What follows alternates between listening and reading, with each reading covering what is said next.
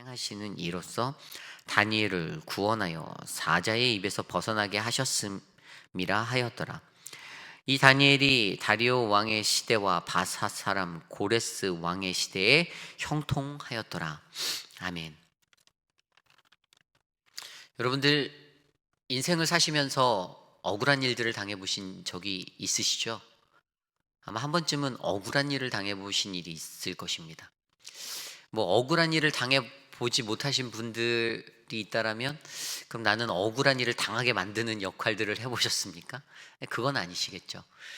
사람들은 누구나 인생을 살 때 이러한 다니엘과 같은, 오늘 우리가 말씀에서 묵상한 다니엘과 같은 그러한 억울한 일을 당할 때가 있습니다. 어떠한 억울한 일이 내게 찾아왔을 때 여러분들은 어떻게 반응하십니까? 어떠한 일들에 있어 민감하게 반응하며 말하는 것을 하는 사람도 있을 것 같고요. 또 아무 말도 못한 채 그저 그 일들을 그냥 당하면서 그냥 감내하면서 그렇게 조용히 묵묵히 그렇게 하나님만 바라보고 계시는 분들도 계실 거라 생각이 됩니다. 우리가 사는 인생 속에서 우리들은 분명히 이런 위기에 처합니다. 그럴 때가 분명히 있습니다. 알지 못하는 사람들의 그 알지 못하는 그 마음들, 우리가 어떻게 사람의 마음을 알겠습니까? 근데 그 사람들의 마음이 어떠한 마음이었습니까? 시기와 질투의 마음으로 가득 찼던 마음들이 어제 말씀에서 보였지 않습니까?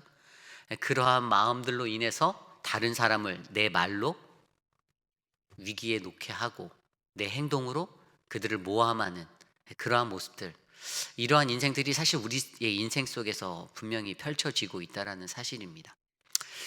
우리는요, 이러한 상황 속에 놓일 때 과연 어떠한 모습으로 하나님을 바라보아야 할지 한 번쯤은 깊이 있게 생각해 보아야 하겠습니다.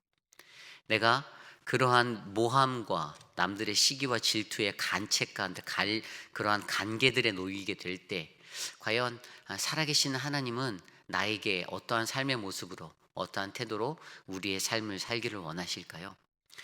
오늘 말씀을 보면요, 가장 먼저 보여지는 사람의 모습들이 있습니다. 오늘 말씀 15절 말씀을 볼까요? 그 무리들이 또 모여 왕에게로 나와서 왕께 말하되 왕이여 메대와 바사의 규례를 하시거니와 왕께서 세우신 금령과 법도는 고치지 못할 것이니이다 하니, 왕에게 조서를 쓰게 하였지 않습니까? 이 무리들이 다니엘을 어떻게 해서든 저렇게 하나님을 잘 예배하는 저 한 사람 내가 좀 핍박해야겠다, 그냥 없애야겠다, 저 녀석은 뿌리를 뽑아버려야지, 그러한 관계에 의해서 쓰여진 그 조서에 대해서 다시 한번 컨펌하고 확인하기 위해서 어떠한 것들을 드러냅니까? 전통이라는 것들, 규례라는 것들을 그들이 말합니다. 인간들의 완악한 모습들입니다. 이 무리들이라는 사람들이 보여주는 모습이 바로 첫 번째 인간들이 가지고 있던 완악함의 모습들이에요. 그들이 다니엘을 아주 다시는 일어서지 못할 정도로 밟아놓기 위해서 결국에 죽이기 위한 거였죠. 사자굴에 던져졌는데 어떻게 살 수가 있겠습니까? 불가능한 일이죠. 그런데 그러한 것들을 컨펌하기 위해서 메대와 바사라는 그 제국, 그 나라에 있는 규례를 왕 당신이 알지 않습니까? 당신이 한번 세운 그 법은요 절대 바꿀 수 없는, 고칠 수 없는 것임을 아시죠? 이렇게 다시 한번 왕에게 입으로 또 이렇게 하면서 관계를 펼치는 자들의, 무리들의 모습이 있습니다. 사람들에게 이러한 마음들이 있다는 거죠. 완악한 마음입니다. 내가 어떠한 악한 일들을 행하기로 결심한 그 순간 내가 목표로 한 그것들을 이루기 위해서 사람들은 여기 가서 말하고 저기 가서 말하고 또 이런 방법을 말하고 저런 방법들을 말하고 있지도 않은 것들을 붙이고 불풀려서 말을 만드는 그러한 일들을 한다라는 것입니다. 이 인간들이 가지고 있는 그냥 제너럴한 일반적인 모습입니다. 저 또한 이런 모습의 사람이 될 수 있고요, 제가 아닌 여러분들도 이런 모습이 될 수 있다는 사실입니다. 나는 아니야, 이런 게 아니라는 사실이죠. 그런데 이러한 완악한 모습들이 보여주는 것이 바로 인간들이 누구나 다 가질 수 있는 인간적인 완악함의 모습들, 그것들을 드러내주고 있다는 것입니다. 또한 두 번째 모습은, 인간들이 갖고 있는 두 번째 모습을 16절 말씀은 우리에게 전해주고 있습니다. 이에 왕이 명령함에 다니엘을 끌어다가 사자굴에 던져 넣는지라 왕이 다니엘에게 이르되 내가 항상 섬기는 너의 하나님이 너를 구원하시리라 하니라. 여러분들 이 16절 말씀을 읽어보면 다리오 왕이 어떠한 믿음과 신앙을 가졌다라고 판단하십니까? 생각하시나요? 어떤 사람들은 오늘 본문의 이 읽은 내용 안에서는 야, 다리오 왕은 그래도 하나님을 제대로 알았구나, 감동이다, 막 이렇게 생각하실 수 있는 분 분명히 있을 거라 생각됩니다.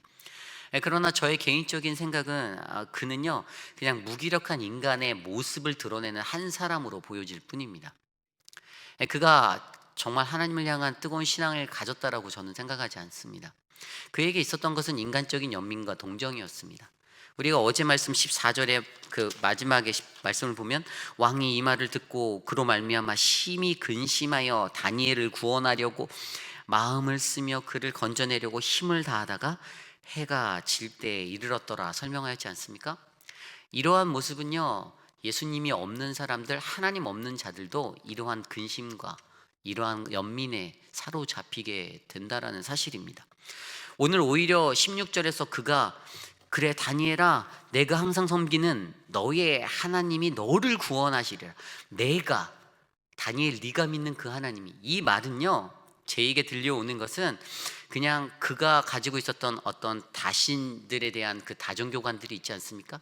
그냥 잡다한 많은 신이 있었던 그 시대 속에서 그가 바라보았던 그냥 다니엘의 신, 다니엘의 하나님 그 한 사람을 그냥 바라보면서 그냥 자신의 무기력함, 내가 할 수 없는, 결국에 내가 처리하지 못하는, 내가 내렸던 조소에 대해서 처리할 수 없는 그러한 모습, 내 조소를 내가 바꿀 수 없다라는 그 사실을 그가 인지하였기 때문에 그가 보여준 그러한 모습은 인간이 가졌던 유약함과 무기력함, 그런 무기력함의 모습들, 자신의 말로 의해서, 자신이 내린 조소에 의해서 결과가 만들어졌지 않습니까? 결국엔 자신이 조소를 내렸기 때문에 오늘 이 자리에서 다니엘이 사자굴에 던져지는 위기에 놓여졌는데, 그들이 내미는 전통과 규례, 왕의 법도들의 그 이야기 속에서도 그 마음을 결코 바꿀 수는 없는, 그래서 그가 이야기하는 것은 그래 내가 믿는 그 하나님이 너를 구원하여 줄 거라, 나는 그렇게 생각한다, 이것이죠. 그것에 대해서 피력하면서 신앙적인 것보다는 그냥 자기 자신이 무기력하고 연약한 그냥 인간이 가지는 그냥 절대자들을 향하여서 가지는 그런 피상적인 어떠한 그러한 마음들, 그것들을 드러내주는 다리오 왕의 모습을 바라볼 수 있다는 사실입니다. 그래서 이 부분을 읽으면서, 이 말씀을 읽으면서 다리오 왕이 하나님 앞에 뜨거운 믿음을 가졌어라고 이해하는 것은 너무나도 섣부른 판단이다라고 저는 생각합니다. 왜냐하면 그 뒤에 보면 18절 말씀에 보면요, 왕이 궁에 돌아가서 밤이 새도록 금식하고 그 앞에 오락을 그치고 잠자기를 마다하니라. 평소에는 이제 처소에 들어가면 또 막 풍악을 울리고 신나게 놀았는데 이날만큼은 그의 연민이 얼마나 깊었는지 다 멈추고 금식하였다고 합니다.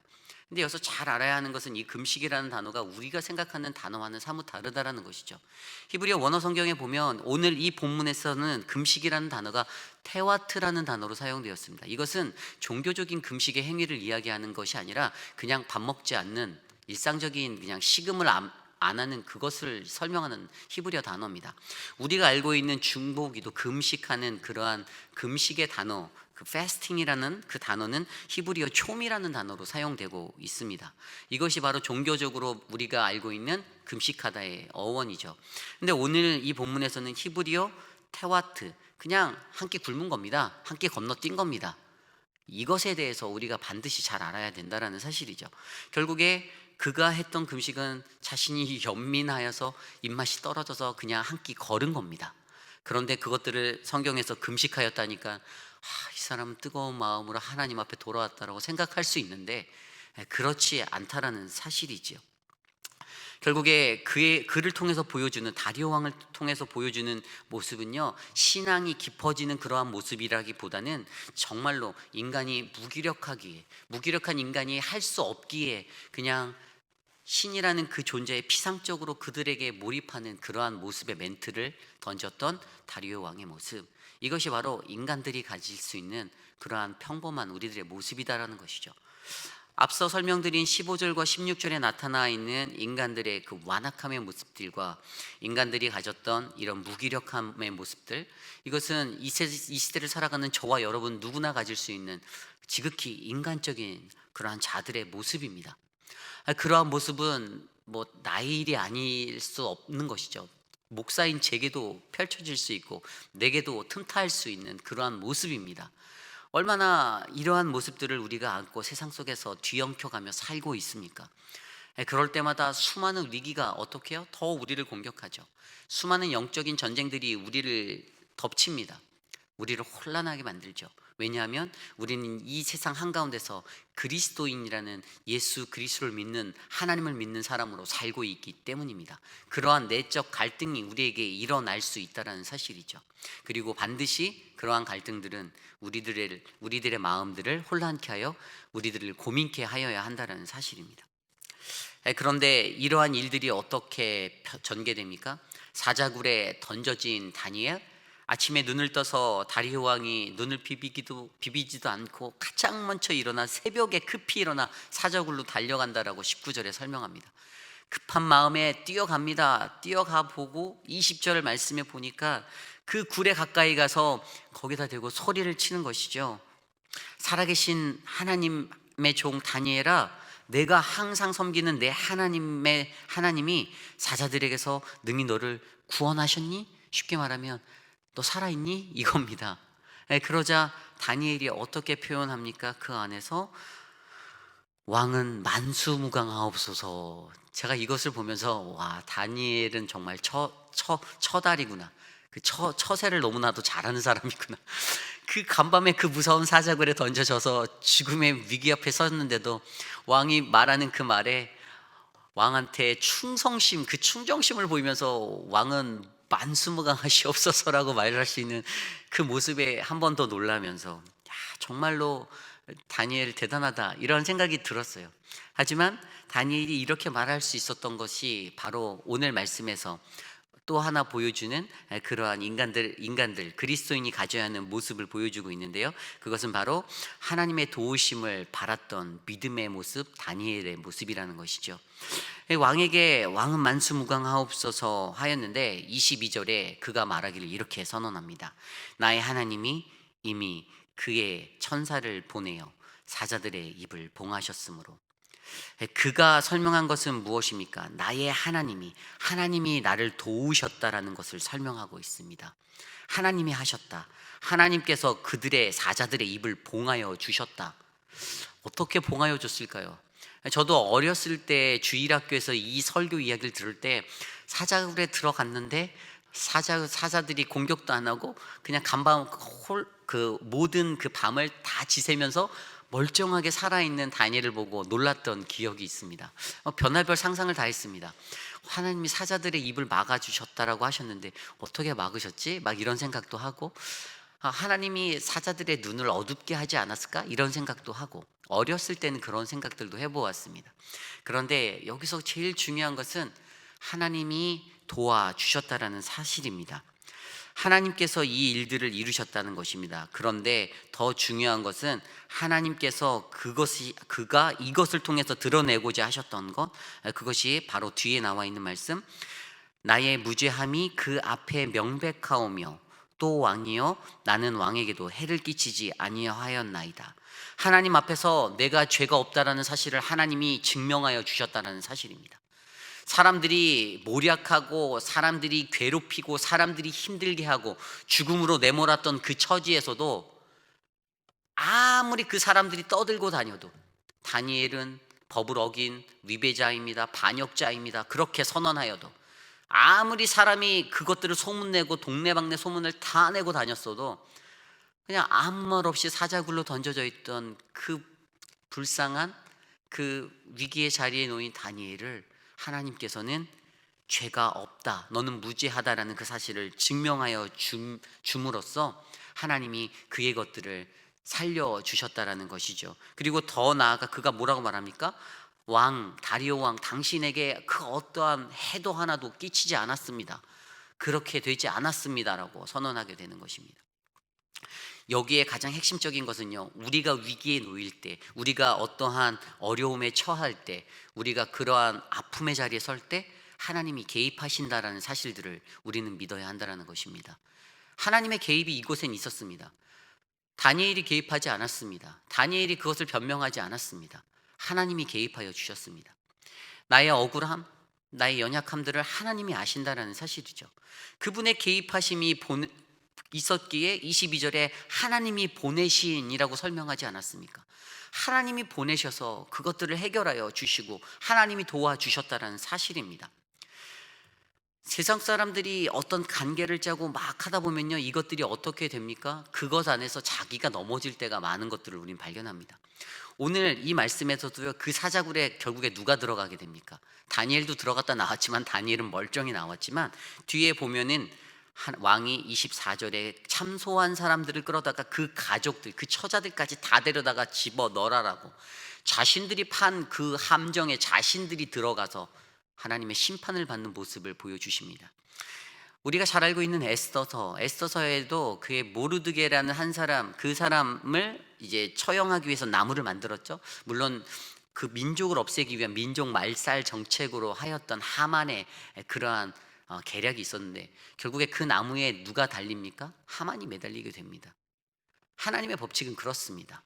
간계하는 자들은 자신의 간계에 그대로 심판받는 것이 하나님의 원리라는 사실이죠. 결국에 우리가 믿는 사람으로서 바라야 하는 모습은 무엇입니까? 하나님의 도우심을 바라는 것. 23절에 그것이 뭐라고 표현됩니까? 그가 자기의 하나님을 믿음이었더라라고 설명합니다.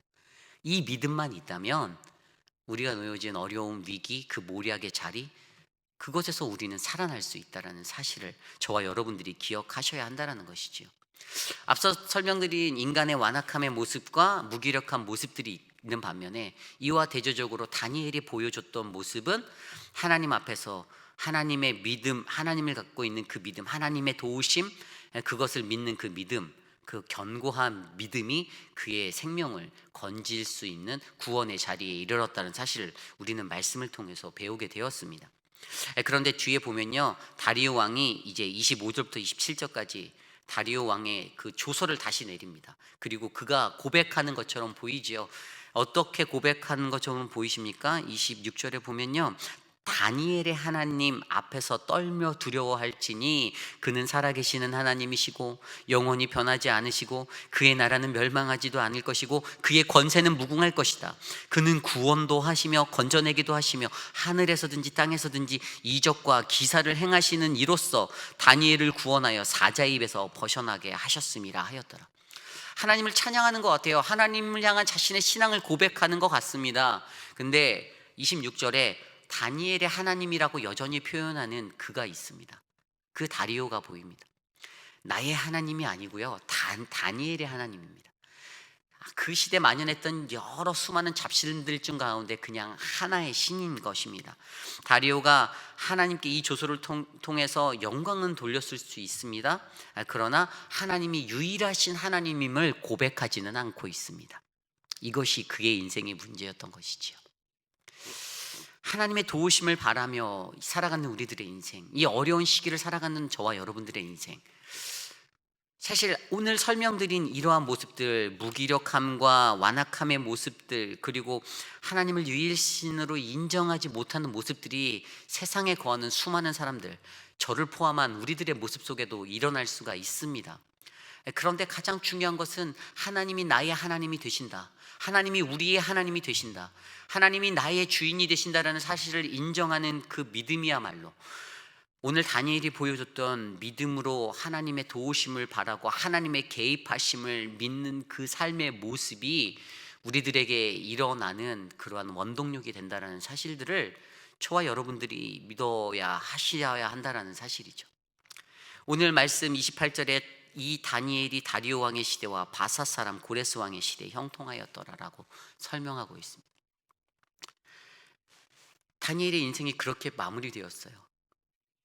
다리오 왕, 메대의 왕이었던 다리오, 그리고 바사 제국의 왕이었던 고레스 왕. 나중에 이 두 나라가 어떻게 연합되어서 페르시아 제국이 되는 거 아닙니까? 그러한 그 시대에 하나님의 복을 받았던 다니엘이 거쳤던 수많은 왕이 있었죠. 바벨론의 왕 느부갓네살, 그리고 벨샤살, 그리고 오늘 다리오, 이 메데 다리오, 후에 고레스 왕, 페르시아 이제 그 바사 제국의 고레스 왕. 한 사람이 한 인생을 사면서 너무나도 풍파가 많았던 인생이었어요. 4개국을 지나치는 그런 인생을 살았지 않습니까? 엄청난 인생을 살았던 사람입니다. 자신의 모국 이스라엘까지 포함하면 뭐 엄청난 삶의 풍파가 그에게 있었어요. 그런데 그 시대 가운데서 하나님의 축복을 받을 수 있었던 곳, 물론 이러한 위기도 놓였지만 그것은 바로 그가 가졌던 그 믿음이라는 사실이죠. 하나님이 자신의 하나님, 나의 하나님 되신다라는 그 사실. 사랑하는 성도 여러분, 오늘 저와 여러분들 안에는 이러한 하나님이 나의 하나님으로 고백되어지기를 간절히 소망합니다. 내가 처한 위기가 있습니까? 내 가정이 어렵습니까? 가정의 문제로 고생하고 계십니까? 하나님이 전혀 일하지 않고 하나님이 내 안에 개입하는 것 같지 않는 것들을 느끼시는 분들이 계십니까? 그렇다면 내가 어떠한 믿음으로 하나님을 바라보고 있는지를 먼저 조명해 보시기를 부탁드립니다. 나의 하나님, 내 안에서 일하시는, 역사하시는 그 하나님, 그 신실하신 하나님을 온전히 그분의 도우심을 믿는 그 견고한 믿음으로 서게 해달라고 그렇게 기도하며 이 하루를 사시기를 간절히 소망합니다. 이 시간 우리 함께 기도하기 원합니다. 오늘 주신 말씀을 놓고 함께 기도할 때 하나님, 어떠한 위기 상황, 어떠한 억울함의 상황, 어떠한 삶의 환경 속에서도 하나님, 나를 구원하시는 하나님이 나의 하나님 되기를 간절히 소망합니다. 인간적인 연약함, 무기력함, 완악함 하나님 다 내려놓고 오직 하나님만 바라보며 살게 하옵소서. 함께 기도하시고 제가 기도하고 각자 기도하기 원합니다. 기도하겠습니다.